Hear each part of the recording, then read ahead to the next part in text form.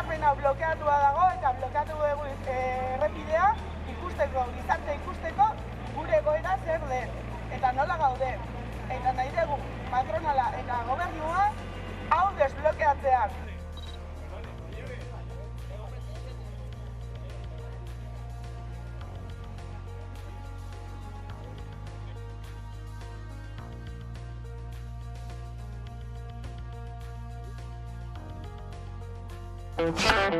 Instrukzio fasea amaitu du Tafallako auzitegiak 2021 urtean Valle do Dieta eta HTN enpresek Kaparrotxuko makroetxaldean egindako isurketa kutsatzaileen epaian. Kaparrotxu eta Martzillako bizilagunek eta talde ekologistek salatu zituzten isuri horiek. Dirudienez, ureztatzeko piboteak erabili zituzten hondakinak naturan zabaltzeko, naiz eta praktika hori ez dagoen legez baimenduta. Honek, hondakinez beteriko ur-jauziak eragin zituen ingurumenean kalte handiak eraginez. Gertaera hauen harira, salaketa jarri zuten Nafarroako ingurumen fiskaltzan, eta honek, aurkeztutako dokumentuetan oinarrituta, tramitera onartu zuen. Naiz eta Nafarroako gobernuak prozedura hasi zituen informea fiskaltzari helarazteko, Greenpeace eta Sustrai erakuntzak salatu dute, gobernua akusazio bezala ez agertzea, bere funtzioak alde batera uztea eta enpresaren aurrean amore ematea suposatzen duela. Uste dugu Nafarroako gobernua onartu ezin den arduragabekeria bat egiten ari dela, azken finean auzi honetan ez duelako bere burua agertu eta alde batera uzten ari da arlo publikoaren defensarako eginkizunak, amore emanez enpresa hauen presioaren aurrean eta ingurumenaren babesa eta herritarren osasuna babestu beharrean. Gauzak horrela, erakunde ekologistak beldur dira Tafallako auzitegiak ez omen duen kasua bide penaletik eraman beharrean, bide administratibotik eramango, eta horren harira, haien kezka azaldu nahi izan diote herritarrei ahalik eta informazio gehien helaraziz. Auzitegi eta Nafar gobernuari presioa egiteko asmoz. Ez dute baztertzen ere, gauzako gerrera badoaz, mobilizazioaren bat deitzea. Bitartean, Valle do Dieta enpresak behi gehiago eskatzeko baimena eskatu dio Nafar gobernuari, gaur egun 7.200 buru dituen etxaldean.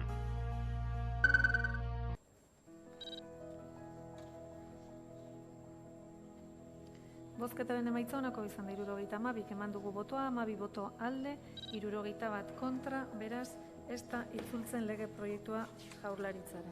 Helburu eta printzipio komun batetik egin dugu lan, etorkizuneko hezkuntza sistema on bat ahalbidetuko duen lege berri bat eraikitzea. Legedi berri honek eskainiko diguna, egonkortasuna, konpromisoa eta horizontea. Bide luze guzti hori alboratu nahi duten eta benetan legerik nahi ez duten osoko zuzenketa hauei ezezkoa bozkatuko diegu, gaur aukera berri bat eman nahi diogulako eztabaidari. Eskola publikoak kaltetu eta bigarren maila batera daraman neurrian. Ezetz borobila ematen diogu.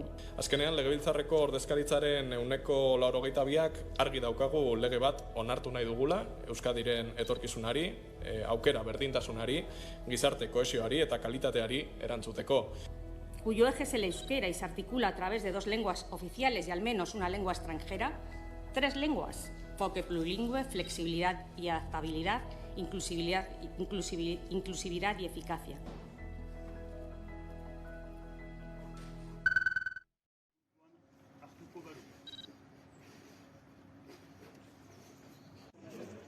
Deitu dugu manifestaziorat, beraz, azaroaren 18an, Besko izen bertan, goizeko 11etan, eta hor agian izanen dira ikastolaren defentsalari guziak, ikastolak berbaititugu arazoak konpondu eta berdugu irtenbide bat ikastola honentzat, baina ikastola horren gibelean, bada Euskararen gero osoa. Ipar Euskal Herrian ematen den hizkuntza politika, hor bertan jokatuko da, egun hortan, herriko etxe bati, onartzen badiogu finkaditzan, balintzak, finkaditzan mugak Euskararen garapenan, gure hizkuntzak amor emanen du. Argi eta garbi errandugu, hor herriko etxeak hartzen duen jarrera, Euskararen kontrako jarrera bat da. Eta nahitara hartzen duen jarrera bat da.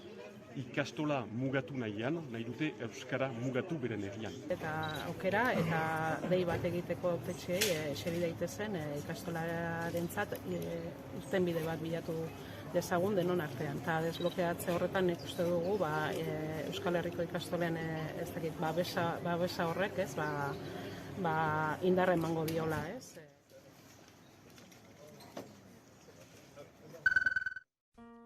Balorazio positiboa egin du Andra Mari ikastolako zuzendari Inigo Oreiak urriaren 8an ospatu zen Nafarroa oinezez. Milaka euskaltzalek hartu zuten, egun beroz, Etxarri Aranazko herria. Furgonetak, kotxez, autobusez eta trenez hurbildu zen jendea. Eta naiz eta ez duten zifra konkreturik aipatu, pozik agertu dira, bai asistentziarekin, bai oroar guztiaren antolaketarekin. Oreiak aipatu duenez, guzti hori etzen posible izanen, voluntarioen lanagabe. Eskerrik beroenak familiei, Andra Mari ikastolako familiei, ikaslei, langilei, sortzailei, ikasle ohiei, sakanako biztanlei, eta urte guztian zehar gertu izan ditugun voluntarioei, askotariko ekarpenak egin dizkigute, babeslei, erakundeak, udalak, edabideak, zuek ere zuen lana Josuk zioen bezala oso garrantzitsua guretzat, enpresei. Denon ale honi gabe, ezen posible izanen, urriaren 8an Etxarrin bizi izan genuen Nafarroa oinez gogangarria. Etxarriko oinezaren balorazioaren ostean, Zangotzako ikastolak lekuko hartu dio. Eta Nagore Horiak azpimarratu nahi izan du, zonaldeak bizi duen despopulatze eta zahartze egoerak, erronka handiak suposatzen dituela ikastolarentzat. Nola nahi ere gure bideak, gure adinekoenak bezala, oztopoak ere baditu.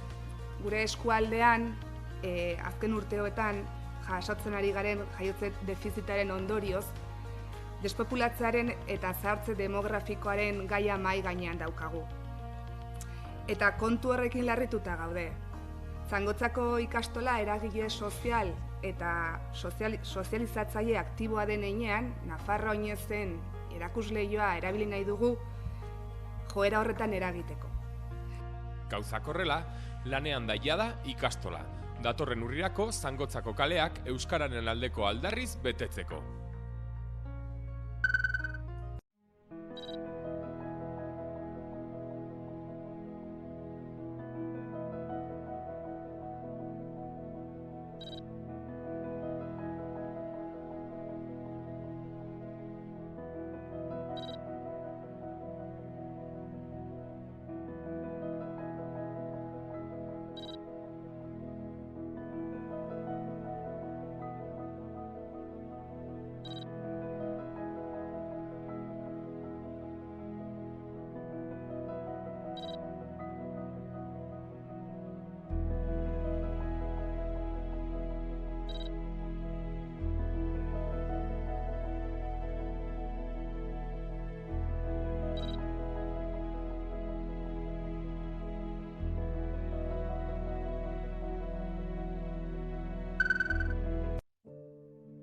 Urtarria eta ekaina bitartean, Araba, Bizkaia eta Gipuzkoako 1380 familia gurutze gorrira jo zuten beraien gastu energetikoak ordaintzeko laguntza eske. Aurreko urteko lehenengo 6 hilabetetan hartatutakoak zenbaki horren erdia izan ziren. Izan ere, epe horretan 2022an osotara hartatutako familien zenbakia gainditu zen. Badakigu bizitza pila bat igo dela, hipotekak ere, alokairuak ere, eta bestaldean edo kontran soldatak eta neurri berean ero ez dira igo. Eta hori zer suposatzen du? Hori guk ikusi dugu gure bulegoetara ere orain arte hurbildu ez den jendea ere hurbildu dela. Gero eta gehiago dira lanpostu bat izan da ere faktura energetikoa ordaintzeko zailtasunak izaten ari direnak. Laguntza eskatzera gerturatzen direnak nagusiki emakumeak izaten dira. Hartatutakoen 70% baino gehiago suposatzen dute. Eta gurutze gorritik esaten dutenez, gero eta gehiago dira atzerritar jatorrikoak ez ziren pertsonen presentzia. Gurutze gorriak hauei guztiei laguntza ematen die aholkularitza, bitartekaritza edota diru laguntzen bitartez. Kasu batzuetan egiten duguna izaten da, enpresenekin guk ere hitz egin, eta orduan hilero edo, bere diru sarrerekin edo, bere kapazitatea hori ordaintzeko. Hori posibles denean, ematen dugu, eta gehienetan izaten da hori gainera, gehienetan guk horretzen dugu hori energia zor duen hori guztia horretzen dugu Euskolaritzaren diruari o diru laguntzari esker. Urtea bukatzen denerako, hartatutako familiak 2000 inguru izango direla kalkulatzen dute. Normalean hartatzen diren 1500ekiko gehikuntza nabaria suposatuko duena. Badakigu Ipar Euskal Herriko eta orokorrean Euskal Herriko etxaldea anitzetan ez dela segidarik. Beraz, nola egiten da, erreleboa izaiteko eta bat. Herriko etxeak badute zer egin hortan. Herriko etxetan behar da ulertu, laborari asko den herri batean bizia badela. Badirela onura initz, eta beraz bere interesa dela baita ere. Beste aktivitate ekonomikoekin batera laborantzaren gaia garatzea eta hortan lan egitea. Eta uste dut komunikazioaren gaia garrantzitsua dela hortarako. Eskumena dute herriko etxeak, bai hemen hegoaldean eta bai iparraldean ere bai, bere eskola batzuen jantokietaz arduratzea. Eta herriko etxeak erabakitzen dute, nik nahi dut nire jantokia ez dadin multinazional baten esku egon, baizik eta pentsatu behar dela lekuko laborantzarekin lan egin, lekuko laborarien eta produktuak landu eta bar. Bide hori garrantzitsua izaten alda, errealitatean lekuko gauza jana azteko aurrer, baina bereziki aur horiek ulerrezaten, egunero jaten dutena, numaitetek heldu dela. Eta munduaren bestaletik balin bada, ez dira baitez bera interesatuko nola egina den. Baina herrikoa balin bada edo auzerriko produktuak balin badira, joaretzen aldira ikustera eta lotura bat sortzen da. Horrek sortzen ditu baita ere, aurren gandik, laborari zaiteko gogoa. Tokiko garapenaz hitz egiten badugu eta elikaduraz hitz egiten badugu, gakoetariko bat da elikadura sistemak zelan ekarri tokira, ez? Udalak hor badute lan handi bat, alde batetik ekoizpen aldetik bai, hau da, normalean udal bat eta herri baten lurralde antolatzen danean beti hirigune antolatzen da, ez da antolatzen herri osoa, eta zentzu horretan uste dugu guztiz garrantzitsua dela herriaren lur eremu guztia antolatzea. Horrek emango duzku ze aukera dekugun bai elikagaia sortzeko, eta berez hektarea bakoitza artifizializatzen dugunean zer galtzen dugun. Eta bestetik, baditugu, bai hezkuntzari lotuta, komertzio txikirari lotuta, eguneroko dinamikak eta eguneroko jardunak, ez? Eta guztiz garrantzitsua da, azken baten, tokitik, eskualdeko ikuspegi, nazio ikuspegitik, baina herriz herri, apur bat, elikadura sistema berriak izaten dugunean, tokiko elikadura sistemak eraikitzea.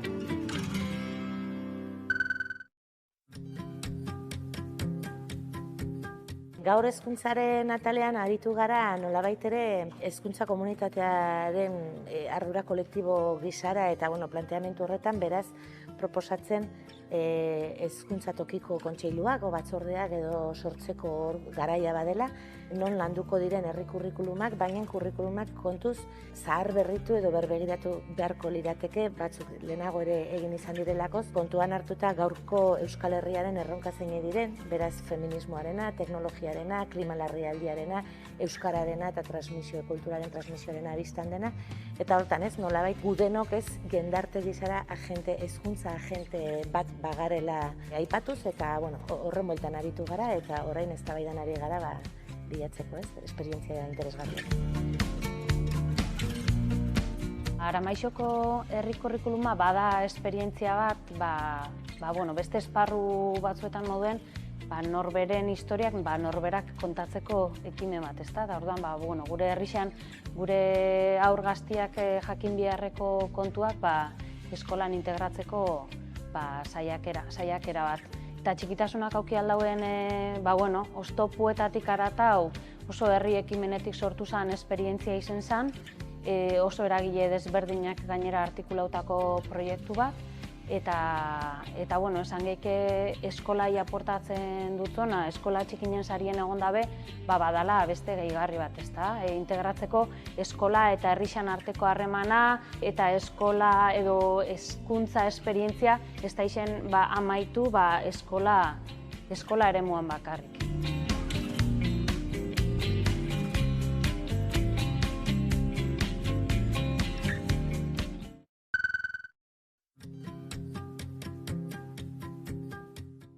Niri gaur egokitu zait lanaren burujabetzan aurkezpen laburra egitea hasieran eta saiatu naiz ekonomia sozial eraldatzaileen printzipioak pixkat nire ibilbide pertsonaletik edo adierazten.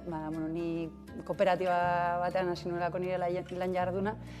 Eta gaur egun ere, eta militantzia feministak ere batu nago, eta azkenen ez, hor dagoen leloa pertsonala politikoa badela, pixkat hortik saiatu naiz, printzipio hauek modu lurreratuago batean adierazten, eta bien artean lanaren burujabetzaren kontzeptua ez, azkenean ez merkatu kapitalistaren mesedetan dagoen lan jardun bat egitea, baizik eta azkenean lurraldearen eta behar sozialen mesedetan egiten den jarduera ekonomiko bat garatzeko lan eredua, ez? Eta hori ez, lanaz hitz egiten dugunen ere, enplegua, baina baita ere enplegua zen eta erreprodukzio lan eta karga guzti horiek aintzat hartuaz. Nire izena Ibai Fresnedo da, Irukile Arrosa kooperatibako kidea eta hemen Hernaniko kooperatiba izan da, Hernaniko burujabetzen etxean daukagu gure lantokia. Guretzat hasieratik eta prozesu honen hasieratik oso garrantzitsua zen batez ere polo kooperatiboen garrantzi horrek, ez? Bai egia da lurralde baten bueltan edo eskualde baten bueltan gure kasua dela Beteri Buruntza kooperatiben artean eman daiteken interkooperazio hori oso beharrezkoa zela. Ez bakarrik baliabideak partekatzeko, baliabide ekonomikoak kasu honetan, baizik eta bestelako kapital mota horiek ere plazan jartzeko, ez? Plazaratzeko eta partekatzeko gure jakintzak, gure kasuan Irukile Arrosa kooperatiban oso importantea da batez ere gorputzen burujabetza, ez? Eta herritarrei nolabait gaitasun politikoa eta gaitasun soziala hori gara dezaten tresnak ematea eta horretan gabiltza lanean eta holako pedagogia moduko bat egiten.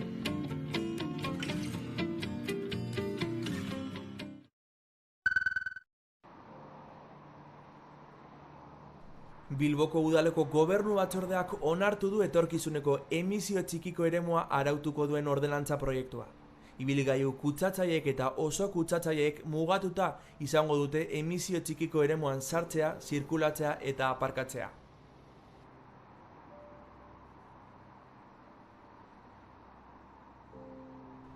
Bilboko emisio txikiko eremua hiriaren erdialdean izango da, lan egunetan soilik izango baitu eragina goizeko 7:00 iluntzeko 8:00. Zirkulazio murrizketak pizkanaka aktibatuz joango dira, ordenantza indarrean sartzen denetik 2029 urtearen amaierara arte.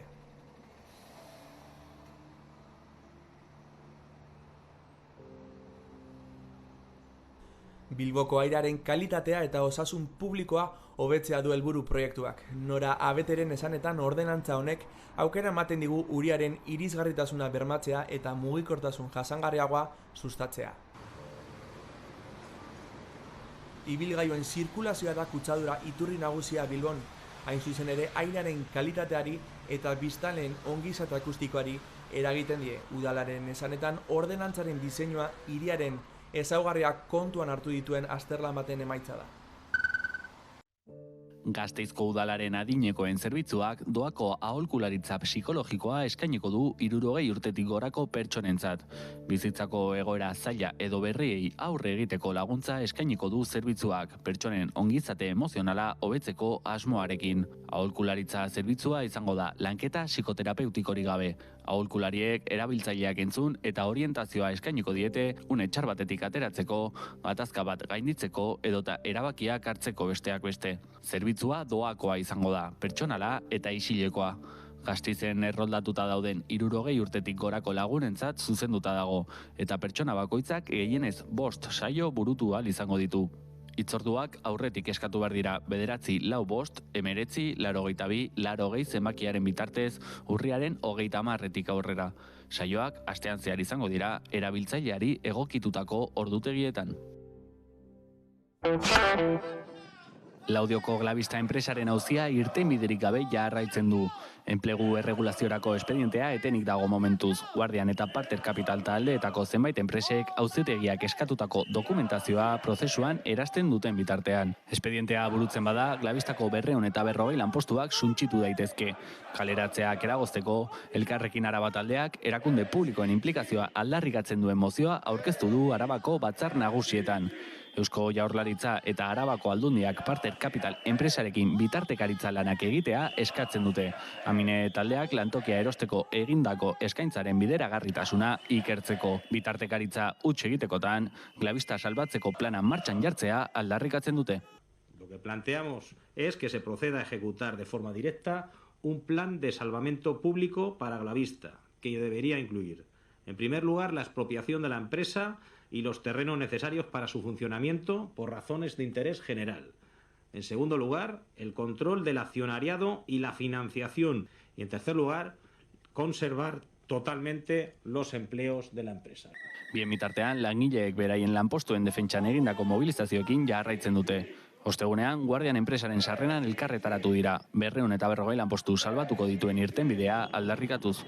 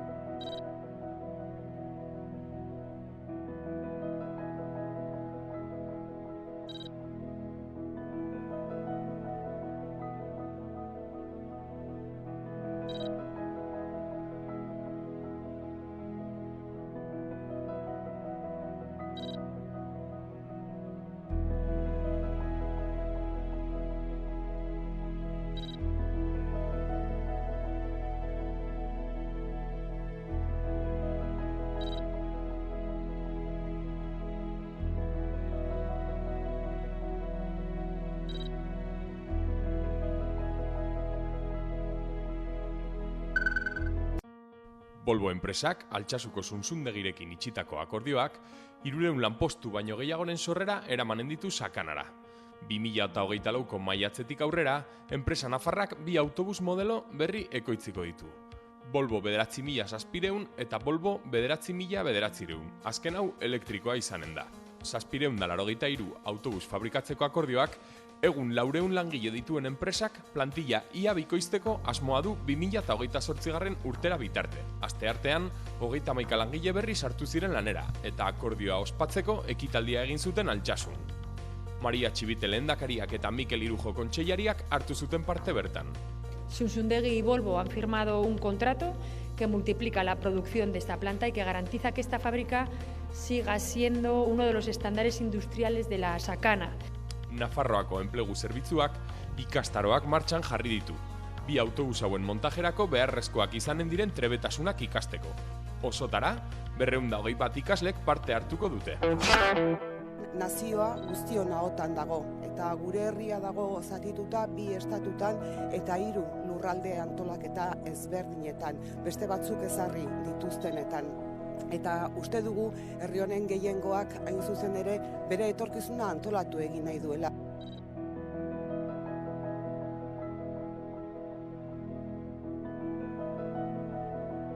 Debemos exprimir la enorme capacidad de decisión y de gestión que nos otorga nuestro nivel de autogobierno. El Estatuto de Gernika tiene pendientes mucho trabajo para que se desarrolle plenamente, para que se cumpla en su integridad, algo que todavía no ha ocurrido. Hoy nuevamente queremos reivindicar el valor del Estatuto de Gernika como instrumento eficaz.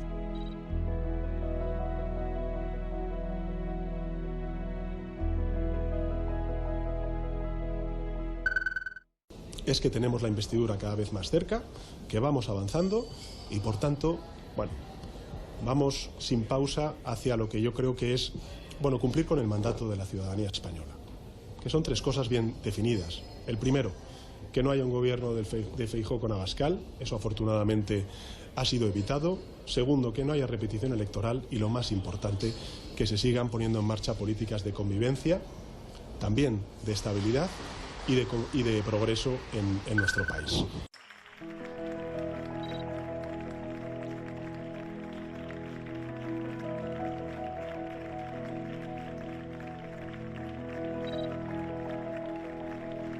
Este acuerdo de gobierno sirve para servir y no lo debemos olvidar nunca. Su único sentido es mejorar la vida de los españoles y las españolas, de las gentes de nuestro país. Primero, estabilidad. Segundo, convivencia. Y tercero, progreso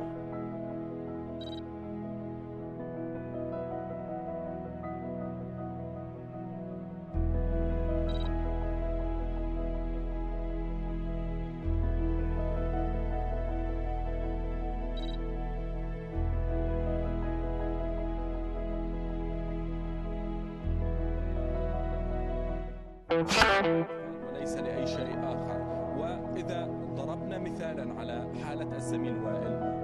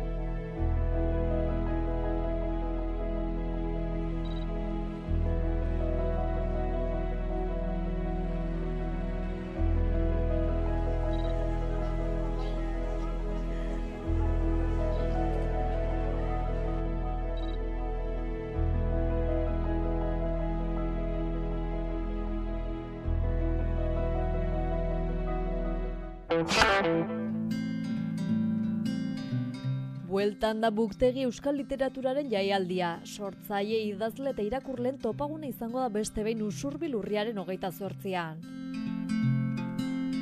Xedetza dute euskaraz arte disiplina askotarikoekin gozatzea. Euskaraz irakurtzera eta idaztera animatu nahi dituzte zaleak, eta horretarako egitera oparo antolatu dute larunbat honetarako. Goizean 2 solasaldi eta poesia irakurraldi bat izango dituzte. Solasaldi bakoitzan 3 idazle izango dira. Lehenengoan Energia Izpide, Nerea Ibarzabal, Eneko Bidegain eta Arrate Egain ariko dira. Energiaren inguruan ipuin bana idatzi dute. Bigarren solasaldian zaintza erdigunan jarrita, Ugaitzagirren, Miren Gorrotxategi eta Maitane Perez izango dira, euren ipuinen inguruan. Jarraian etorriko da poesia irakurraldia, horretan kate bat osatuko dute. Lehenak poema bat aukeratu eta bigarren batek irakurriko du. Gero bigarren horrek beste poema bat hautatu eta 3. batek irakurriko du, horrela katea itxi arte. Mariluz Estebanen poema batekin hasiko dira. Arratsaldera begira 3 ekitaldi izango dira. Lehen da Bizi Arkaitz Kanoren, Maite Larbururen eta Beñat Barandiaranen 20 netoak emanaldia izango da. Gero Usurbilgo Udarregi ikastolak antolatuta aurrek antzezlanak eta ipuinak eskainiko dituzte. Eta amaitzeko Petxiren kontzertuarekin batera, haren manipulazio estrategiak diskotik abiatutako argazkin erakusketa izango da. Ekitaldien artean gainera musika ere protagonista izango da Zumarte musika eskolako irakasle batzuen eskutik. Literaturak beraz musikarekin, antzerkiarekin eta argazkilaritzarekin bat egingo du. Animatu egun ederra eta divertigarria izango baita Buktegi jaialdian.